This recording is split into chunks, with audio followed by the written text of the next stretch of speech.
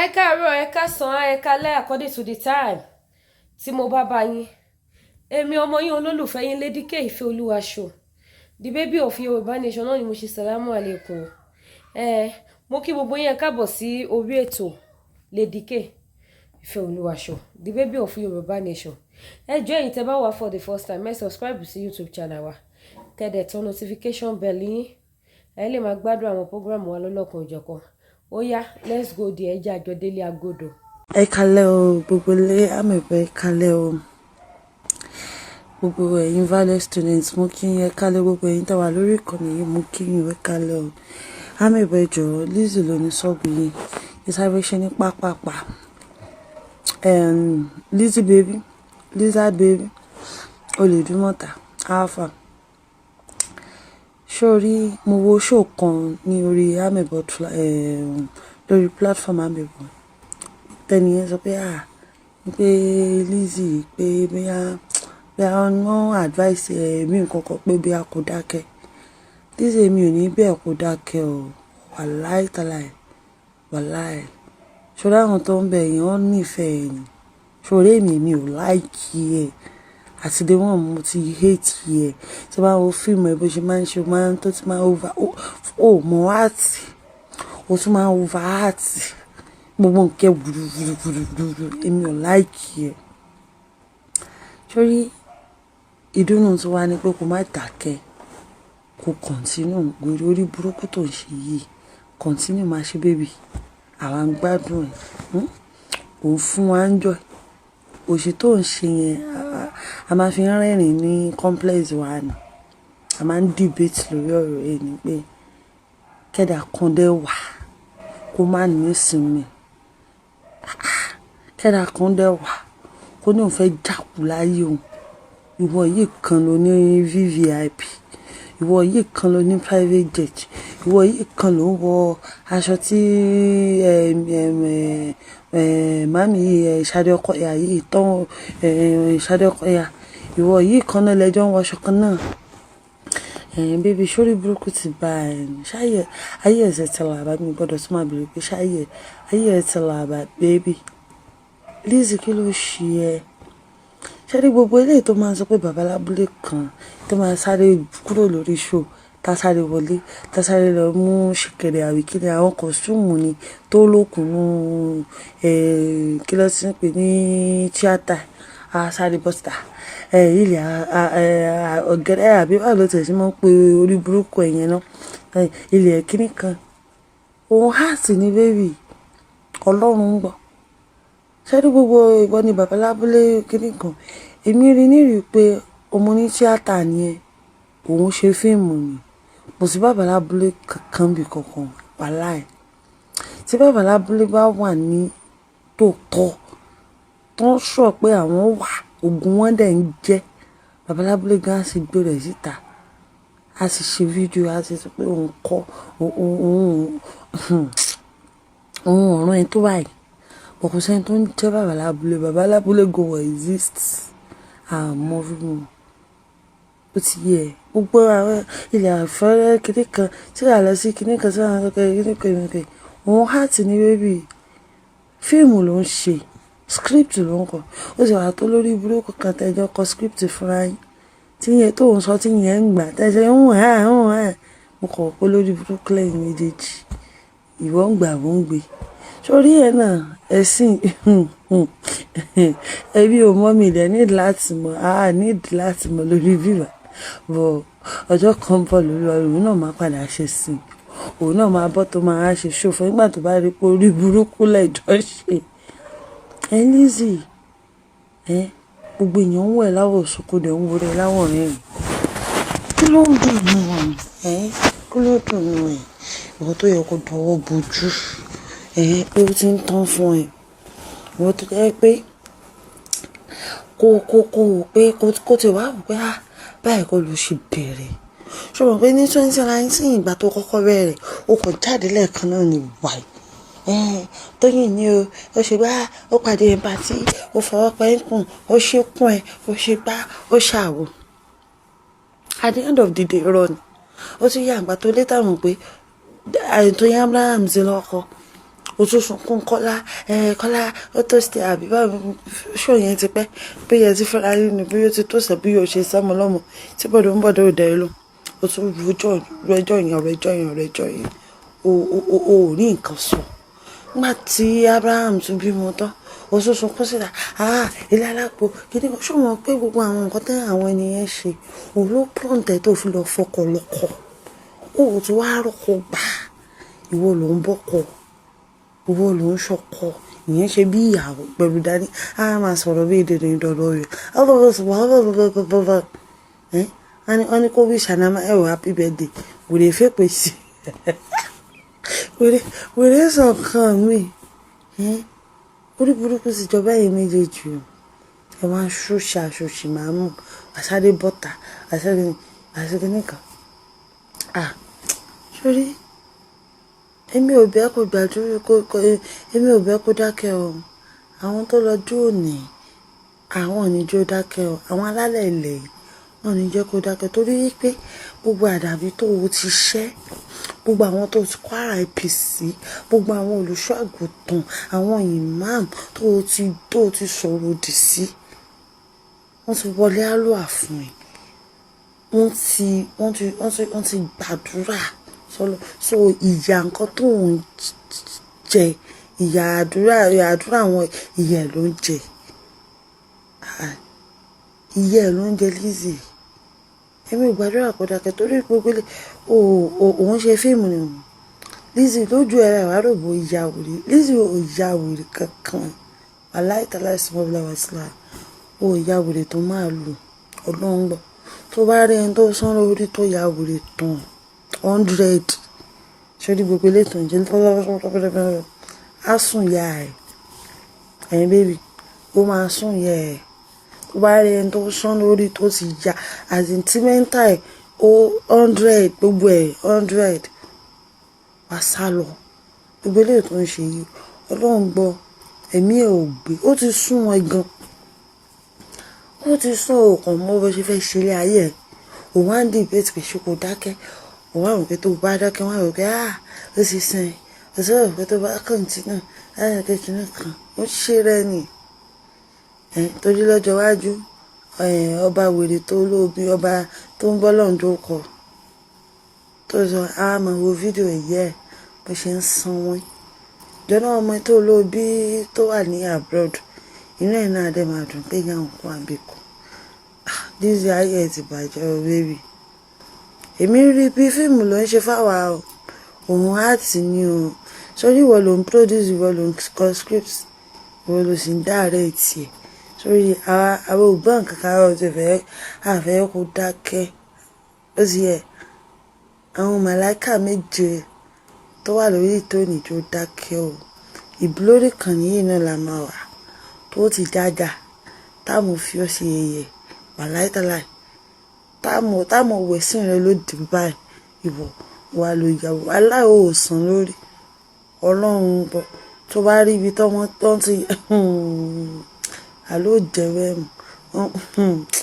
ẹ wo ẹ jẹ́ ń dákẹ́ torí mi ìjẹ̀mọ̀ kan tí mo fẹ́ sọ fún lórí burúkú rẹ̀ torí ọ̀rọ̀ ẹ̀ azin ó tiẹ̀ sùn everybody a máa ń fẹ́ pa ìrònú rẹ ní tá a bá fẹ́ ronú ẹ̀kọ́ máa wọ pé ẹ jẹ́ ká tó wo wèrè tó o ti ṣe lénìí àwa sọ ẹ di fíìmù wo àwa tó bá mọ dìbò ìbá ṣe máa ń dìbì tọrọ ẹ ní complex wa ìrògùn wa sunkún pé kí ló kó rẹ̀ sí ó ti tọ́ ọbọ̀ ṣọ́nṣọ́ tó ó di ọ̀dọ̀ kò rí jà ṣọ́nṣọ́ àbí wà náà ṣe pé kí nìyẹn ọmọ ò lè bọ́m̀bẹ̀ o torí mi ò gbàdúrà kó bọ́m̀bẹ̀ mi ò láìkì ẹ̀ mo hate ẹ̀ right from time a ṣe kìnìún náà wọ́n ní kò àti ṣe pérépérépérépérépé gbogbo nǹkan ló máa ń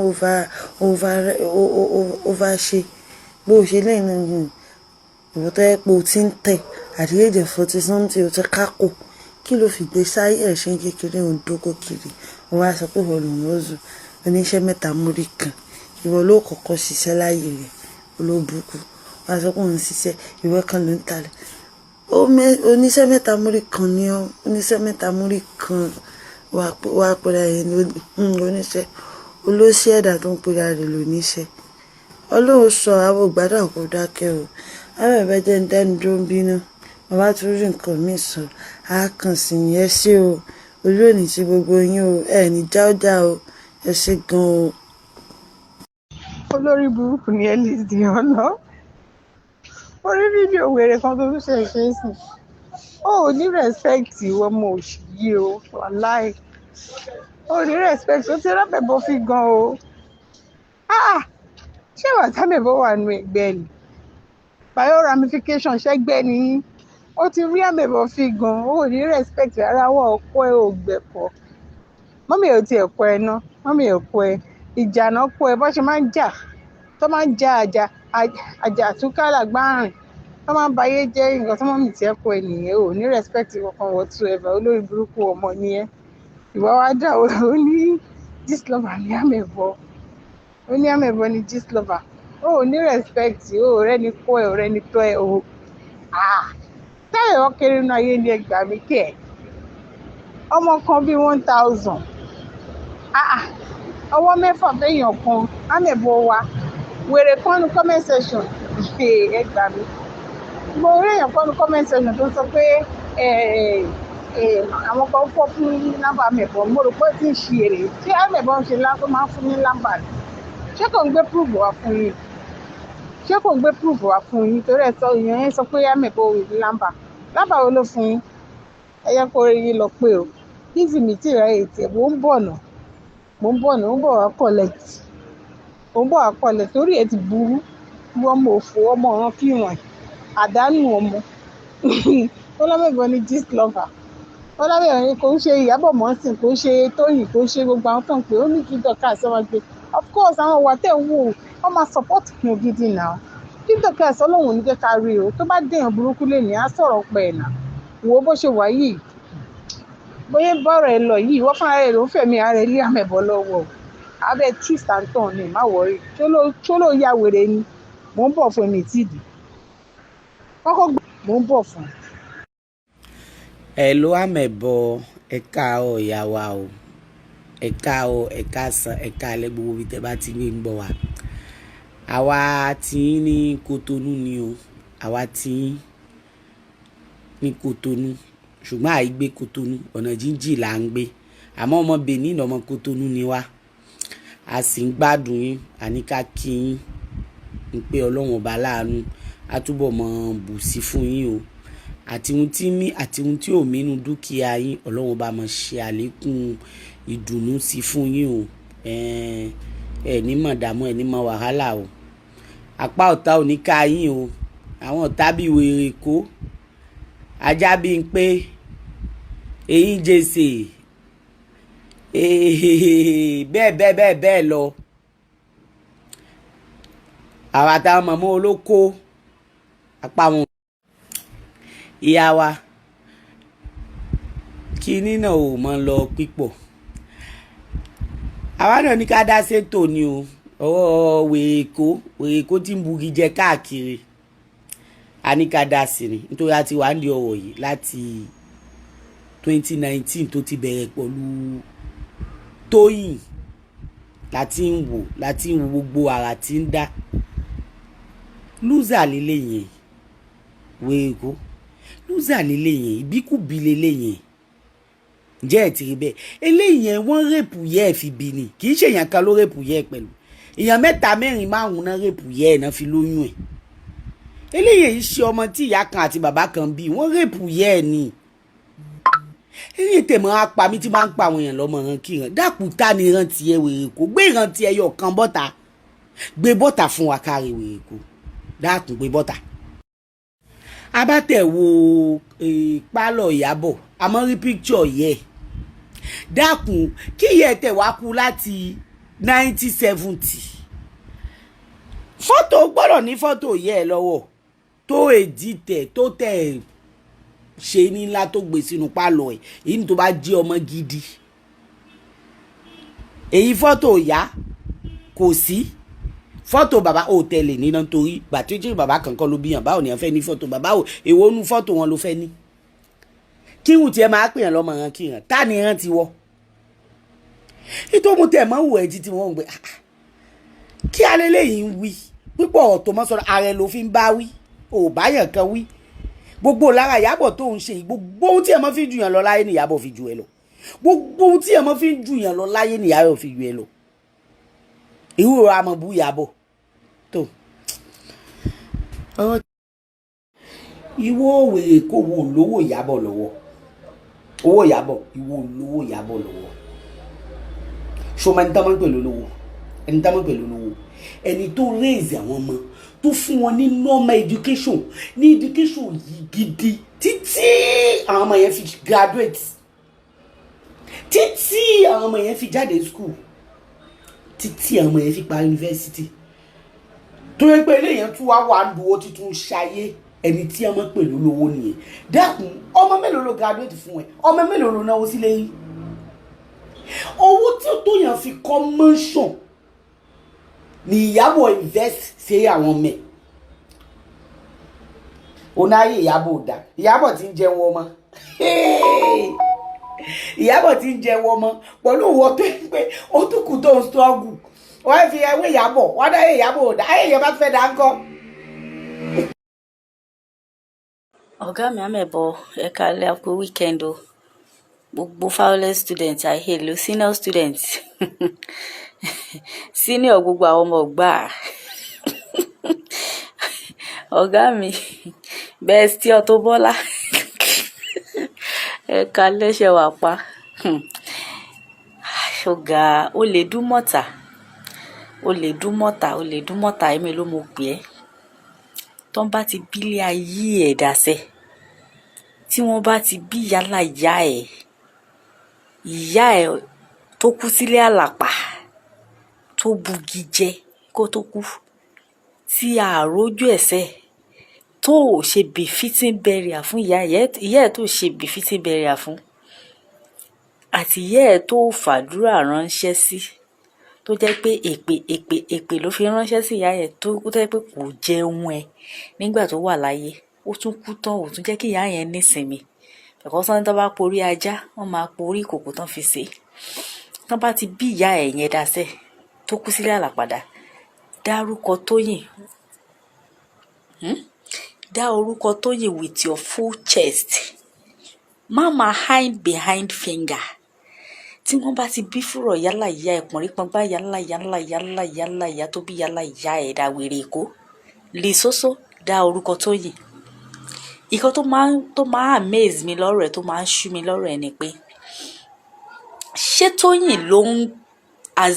Tóyìn ló ń hype rẹ̀ àbí Tóyìn ló ń sọ fáwọn èèyàn Tóyìn ò fowó rà fẹ́ ìwọ ló ń fowó rà fẹ́ káàkiri ìwọ kan ló fowó rokodo ìwọ kan ló ń fowó ra àlàáfíà ìwọ kan ló ń fowó ra yìí Tóyìn ò fowó ra nǹkan kan nínú gbogbo tó wà nílẹ̀ yìí tí ìyá aláṣàbí tán bá gbé fídíò Tóyìn tó ń ṣò ẹ pé ẹ wo Tóyìn o ẹ ṣe ẹ mọ̀ o ò ní ìdá ṣé gbogbo ọ̀rọ̀ ló fẹ́ máa respond sí ni ṣé Tóyìn ló ní kí àbí ṣé màmá tá à ń sọ ṣé wọn ti bìjà ẹ rí ni ṣé Tóyìn torí ẹ̀ pokùnso ni ṣé Tóyìn ó torí pé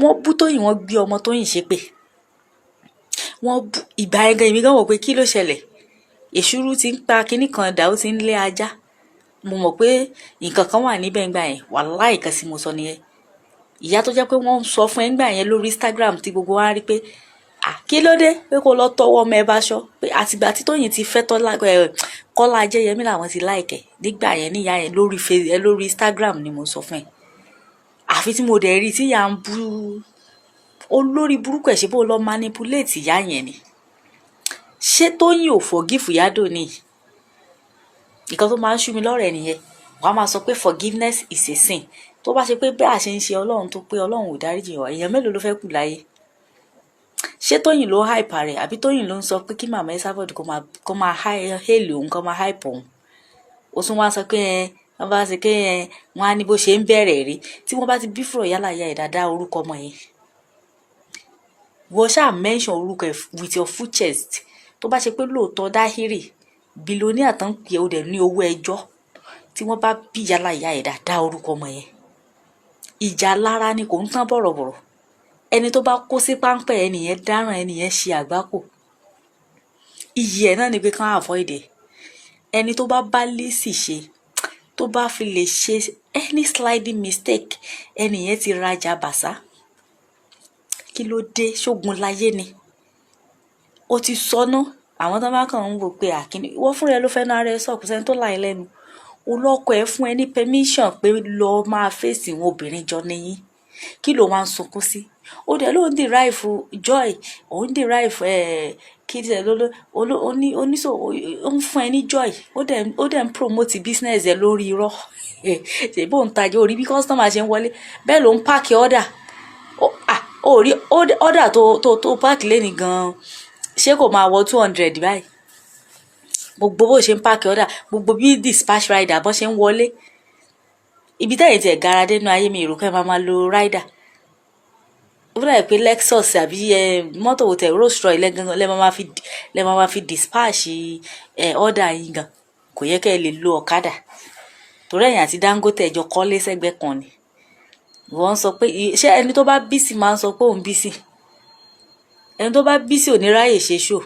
Táwa yìí tá bá lọ látàárọ̀ ìgbà míì gan tá bá wò pé wo ò gbọ́. Mi ìfẹ́ miss page ọ̀gá mi ni màá máa wò lẹ́nu iṣẹ́, màá máa rẹ́rìn. Tí n bá farabalẹ̀ dé ilé lálẹ́ tí mo ṣáà tán ni màá ṣẹ̀ṣẹ̀ farabalẹ̀ jókòó máa wọ page yẹn lọ ni. Màá gbọ́ violence ju màá gbọ́ ti violence student, màá gbọ́ mi, màá wá rín. Èní ni mo tẹ̀ tún rọ́jú ni mo tún wo fídíò ẹ̀ tí mo tẹ̀ rọ́jú. Ọ̀dọ́ náà ó irritate but mo ṣáà rọ́jú. Ló dẹ̀ ń mú lábà mi ìmẹ́ni tó ń tún yẹ ogun ajáná sí. Tí yẹn tún dúró lẹ́gbẹ̀ẹ́ tó ń jáná sí. Àwọn olórí burúkú tó kú máa kọ àmọ̀nà ọ̀run mọ́ lọ. Tó bá wá fẹ́ ṣépè, tó bá fẹ́ sọ̀rọ̀ wá tọmọtọmọ yìí ni. Tọmọtọmọ yìí ni. O dẹ̀ ní kán believe, o dẹ̀ ní ká gbà ẹ́ gbọ́ pé wọ́n lo bí Floriku. Kò wá sí tó bá fẹ́ sọ kíní kan láyè tọmọtọmọ wọn yìí náà ni. Nígbà tó máa bú kò gbérégbé náà kíní kan tọmọtọmọ ẹ̀. Wọ́n ṣépè fún ẹnì kan kó máa bú èwe. O dẹ̀ rò pórí àwọn ọmọ yẹn gan ni ojú bó ṣe lọ. Wọ́n sọ pé ìwọ gbórí owó wáyé o gbórí ọkọ. Wá jẹ́ pé irú ọkọ ẹ ló kù wàláhì tálẹ̀ lómìnira ní kóun má kúkú ní ọkọ. Àwa jẹ́ rú láti dọ̀dọ̀ yọ. You are senseless. Long time and prosperity. Tó bá jẹ́ rú ìyẹn ló kù wàláhì tálẹ̀ lómìnira ní kóun má ní ọkọ mọ́ láyé. Irú láti irú ṣé bèbè ọkọ. Ṣọ́kọ ni tó níyàn bí àbọ́kọ̀. Àwòdà ìpò fẹ́ ṣe mistake ọkọ ló ní ìwọ lọ́kọ. Olórí owó ń bó lórí òun wà. Wàláhì ìgbàgbé ewé ìṣẹ̀lẹ̀. A ní kó tún lọ sí ájì kó lọ múra. Sórí orí burúkú tó bá ń sìn mo mọ bí tó máa yí sí. Orí tó ń mú lámbà yẹn mò ń wo lórí burúkú. Ṣé máníjà yẹn náà ló ń jáná sí lánàá? Tó ń mú lámbà yẹn. Ṣé o rò pé o ti ẹ̀ fọ́nì ni? O fọ́nì rárá. Because kò yé mi. Bẹ́ẹ̀ ló ń mú lámbà yẹn fún wíwèrè yẹn náà. Lórí 2k, urgent 2k tó máa fún wọn. Ìyẹn náà ń jẹ ló ń jáná sí mi. Irú ahun ló ń hara ahun re. Irú máníjà àti lìsọ́sọ́ yá. In fact, ọ̀run kan lẹ ti jọ wáyé. O ti sọ olálàájì ni kò lọ olóhùn ló fún ẹ ní go ahead. And then kí ló wá ń sunkún sí?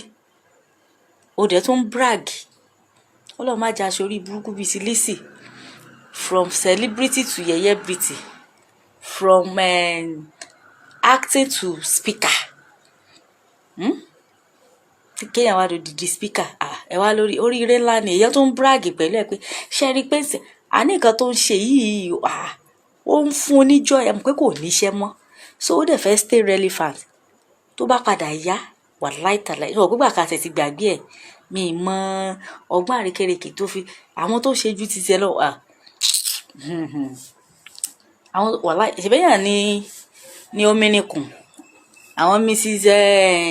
Kí lorúkọ ìwèrè Ilésanmí yìí àbí kí ló ló ń jẹ́? Tọ́lá ní Ilésanmí. Òun náà trend gbígbà táyé fẹ́ parẹ́ ni. Lórí cyberspace tí wàá wo tiẹ̀ mọ̀ pé èèyàn kan ti ń jẹ́ bẹ́ẹ̀ mọ́. Àní tó bá padà yá sẹ́ẹ̀ mo tiẹ̀ like ọ̀gá mi. Ọ̀rọ̀ ẹ̀ ò tí ì sú ọ̀gá mi ni. Bí akadẹ̀ hard ìwọ náà mọ best. Wàláhì tálàhí tọ́rọ̀ ẹ̀ bá sú ọ̀gá mi. Kò sẹ́ni tó máa sọ fún wọn. Ìwọ bá wò. Ó ń sọ olóhùn fi ń trend. So ó fẹ́ stay relevant ni. Kò sẹ́ni tí ó mọ̀. So tó bá padà yá kò sẹ́ni tó máa wàláhì máa wù ẹ́ ni. wàá máa dá wèrè ẹ̀ ṣe àyè ń gbádùn ẹ̀ wọ́n mọ̀ pé ó ní ọ̀gbọ́n tán sọ pé wèrè dùn wò kò ṣe bí lọ́mọ wàláhì àwa sì ń gbádùn madness ẹ̀ especially èmi mi ń gbádùn madness ẹ̀ mo ń gbádùn ẹ̀ bàjẹ́ wèrè dùn wò ni kò ṣe bí lọ́mọ ọlọ́run má jà bí wèrè lọ́mọ ó ṣe ń gọ́ sọ̀hún lìsósó ẹni tọkọ ẹ fún ní ọ̀dà wàá padà gba ọ̀dà yẹn wàá jájà tí olórí ẹ burú ọmọ òfò ọmọ èpè ọmọ lálàṣe ó ti tún fẹ́ máa mú ti Tóyìn mọ́ wọ́n bá ti bí fúrọ̀ yálà ìyá ẹ̀ dá yálà ìyá ẹ̀ yálà pọ̀nrí pọ̀ngbá yálà ìyá ẹ̀ dá orúkọ ọmọ ẹ̀ with your full chest ṣó lórí burúkú aláyébàjẹ́ ṣó ní kì í ṣu ẹ̀ kì í rẹ̀ ìyá kì í sùn ṣó ní ìyá kì í sùn ni ẹ àwa náà wá sọ fún ẹ pé àwọn kan wà ọmọ ìta ni nínú pé kéèyàn má sùn ọ̀gá lòpó náà wàá a máa sọ fún ẹ pé ìwọ̀kẹ̀ aláìwúwẹ́ ṣó lórí burúkú ni ẹ tọmọtọmọ ọwọ́ náà ò ní ṣoríire tọmọtọmọ ẹ ní láyọ̀ tọmọtọmọ ẹ wọlé sí àyànrìn ẹ ò ní rí bá ṣe ò ní rọ́nà gbà tọmọtọmọ ẹ bó ṣe máa ń ní tọmọtọmọ lẹ́nu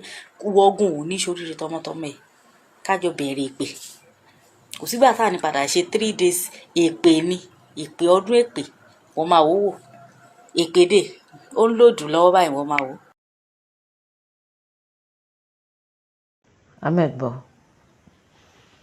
amẹ̀bọ gatia amẹ̀bọ èèyàn yìí mo kí yín o ìyá gbogbo violent students ìyá àwọn ọmọ olóríire a kú àlejò àná àlejò tá a gbà lánàá aráàlú Lizzy tá a gbà lálejò lánàá a kú àlejò gbogbo ilé junior students ṣàlàáfíà o baby students ó ti láàbúrò rẹpẹtẹ lẹ́yìn náà it is well with us all àlàáfíà ni mo bá yín o gbogbo ilé ìyá wa mo ní sub fún oní vvip sọnù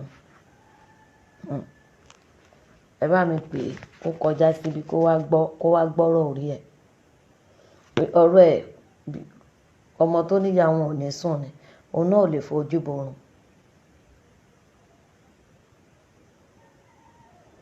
ìsinmi ti jìnnà sí ojú oorun ti jìnnà sí iṣẹ́ lago ṣekú lọ́rọ̀ ẹ̀ bó ṣe wà yẹn ó kẹ̀ṣẹ̀ bẹ̀rẹ̀ ni àṣekú níṣẹ́ torí ó ti lóhun òun ò kì í sùn kó tó gbé máṣíìnì dé kóun lẹ stóònù kóun ṣe gbádá gbogbo wa mọ̀ pé gbogbo àwọn aṣọ tó ń pè ní millions yẹn irọ́ ló ń pa olè nìyẹn owó kékeré ò dẹ̀ tó ẹ ó gbọ́ àwọn àgbàlagbà tó sọ pé ìbùkún Ọlọ́run nìkan ló mú yàn la wọ́n ní ká ṣiṣẹ́ bí ẹrú ò dá nǹkan Ọlọ́run ọba nìkan ló ń gbéyàn ga òun ṣiṣẹ́ bí akúra ni owó tó o bá tún lò fẹ́ fi ṣe nǹkan dáadáa ilé ológun ò lè jẹ́ kó rí náà síbi gidi ilé ológun kò lè jẹ́ orí náà àánú ẹ̀ ò tiẹ̀ ṣe mí ná because ìsinmi o ti fúnra rẹ̀ sọ pé ìsinmi ti jìnnà sí ẹ torí o ti ní iṣẹ́ ló ń ṣe 24/7 àṣekú iṣẹ́ ni ẹ́ bó ṣe wà yẹn ẹnu iṣẹ́ yẹn oníbo ló ti ráyè social media kò dẹ̀ sí nǹkan tó ṣe lórí social media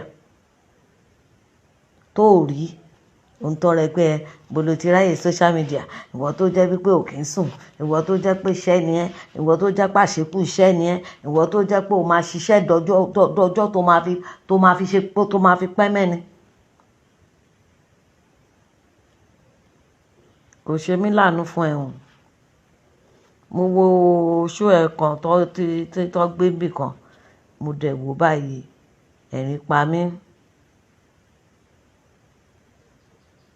oní arrange call ni oní call tí kọ́là yẹn make pẹ́yẹ arrange call ni ta ló ráyè kọ́ torí tiẹ̀ máa ṣe arrange call do you think you are that relevant tó máa ṣe torí ẹ̀ máa lọ ṣe arrange call òní ẹ̀ báwo ló máa ṣe máa la ẹra ẹni tó gbèjà ní 2 months back ìjà tó rò pé o gbè gbogbo á mọ̀ pé o gbèjà Tóyìn o mọ̀ọ́mọ̀ sọ ni so that wàá lè máa fi ṣe reference whenever tọ́rọ̀ bá débi pé bóyá kò lò ó wípé o gbèjà ẹ̀.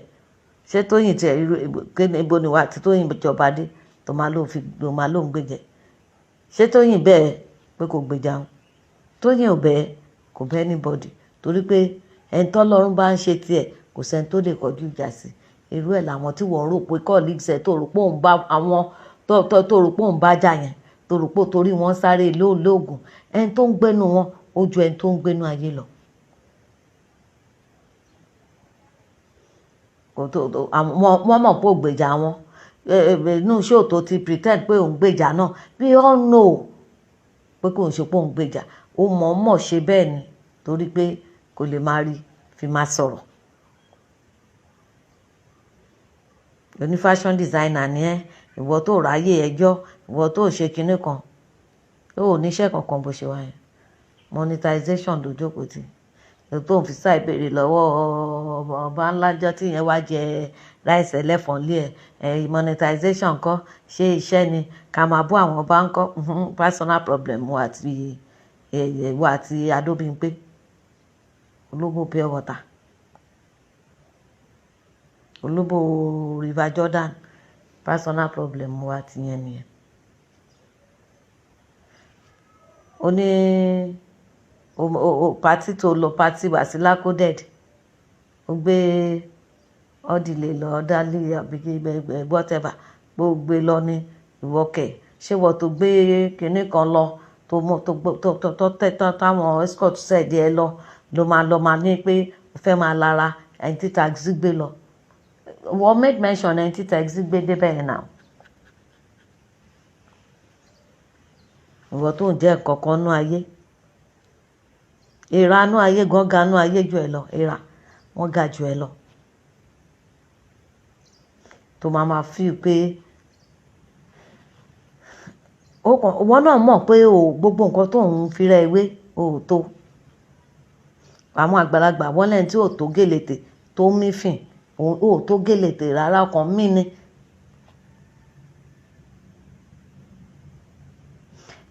O feel pé bóyá àwọn kan ṣì wà tó lè máa tàn. Ṣọ́ra àwọn tó fún ẹ ní last award tó fúnra rẹ̀ ṣe tó kó àwọn wọ̀wọ́ tì mẹ́jọ tó present ẹ yẹn award yẹn àwọn tó lò tó ẹjọ́ plan ẹ yẹn wọ́n fúnra ara wọn gan mọ̀ pé zero ni ẹ. Nínú zero fúnra ara zero ó tún gba zero. Wọn ò lè fún ẹ ní 001/000 ó rí kankan mú bọ̀. Ó yẹ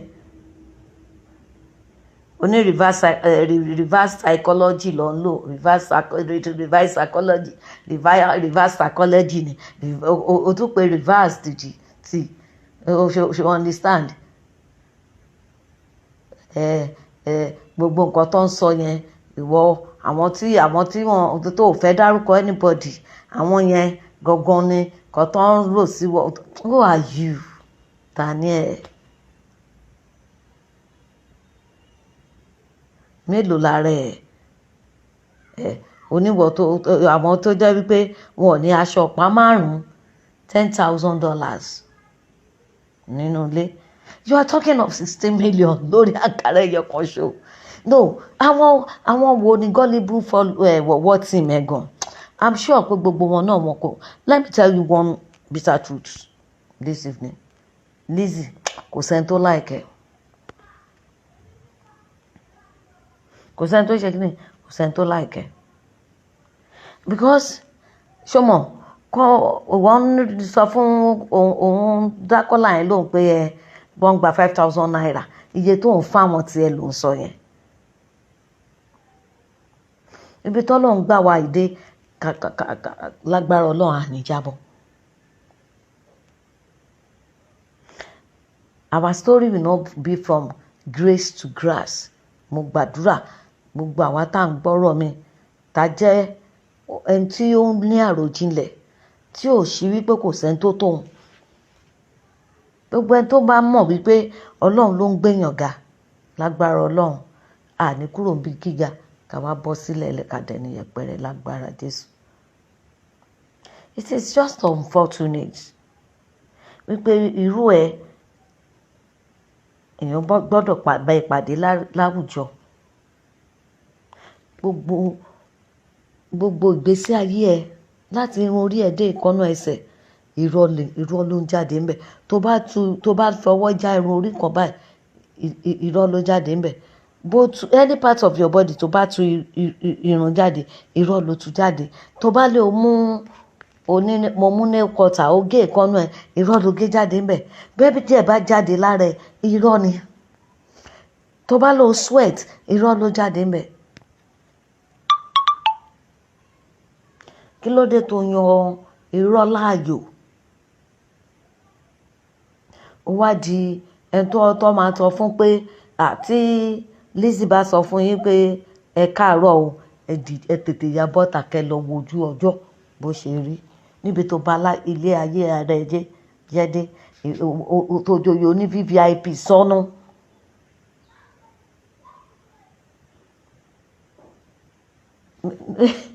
Àwọn èèyàn ń gbọ́ nǹkan tó ń sọ pé èèyàn kàn tẹ́ ń play ẹ̀.